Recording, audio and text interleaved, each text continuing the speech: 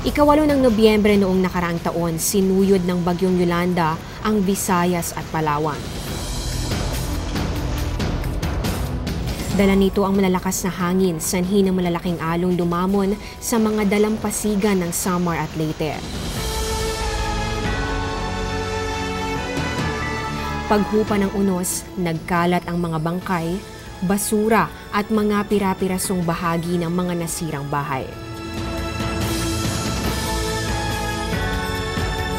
Tunay na nagmistulang ghost town ang bawat eskinita sa Tacloban sa Leyte, isa sa pinakanapuruhan ng bagyo. Isa ang Tacloban sa higit na hinagupit ng Bagyong Yolanda. Matapos ang isang taon, tumungo kami dito upang kamustahin ang kalagayan ng ating mga kababayan at ng kanilang kabuhayan.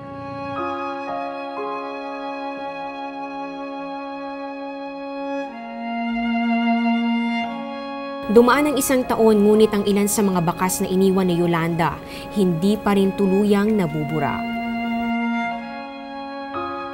Maraming pinadapang punot tahanan ang Bagyong Yolanda at maging ang napakalaking gusaling ito, hindi sinanto ng bagyo. Sa katunayan, isa sana itong convention center at kagagawa lamang nito ilang araw bago maranasan ang bagsik ni Yolanda.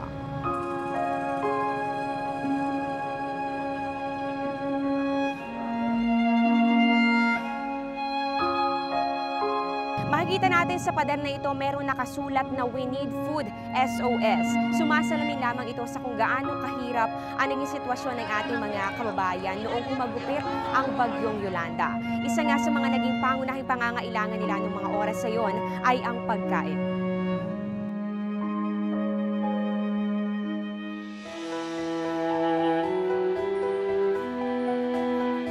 Ngunit ang mga higit na napinsala ang mga dalampasigang sumalubong sa matinding storm surge. Isa lamang ito sa mga bahay na nakatayo sa tapat mismo ng dagat. Bagamat yari ito sa konkretong material, ay hindi pa rin ito kinaya ang malakas na hangin at hampas ng storm surge. Sa lakas ng storm surge noong kasagsagan ng bagyo, 10 barko ang natangay at umararo sa mga bahay sa tabing dagat. Kung makikita nyo, dinaanan ng barko ang isang bahay na ito na naging dahilan pa ng pagkagiba nito. Ayon sa mga residente dito, isa lamang ito sa mga barkong sumadsad sa lupa dahil sa pananalasa ng Bagyong Yolanda, ang pinakamalakas sa bagyo noong nakaraang taon.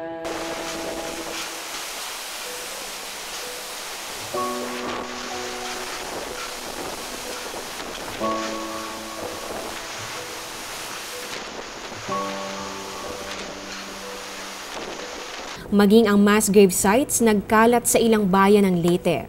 Ayon sa pinakahuling ulat ng NDRRMC, meron pang higit sa 1,000 tao ang nawawala, habang 6,300 naman ang nasawi mula sa hagupit ni Yolanda. Karamihan sa mga nasawi sa trahedya, inihimlay na lamang sa mga mass grave sites katulad nito.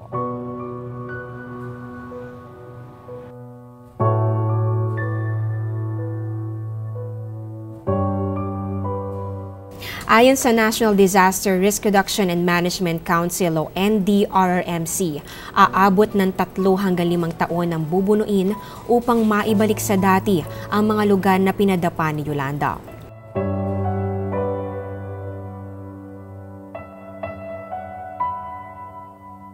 Bukas alamin naman natin kung bakit naging malaki ang pinsalang dulot ng Bagyong Yolanda sa Leyte.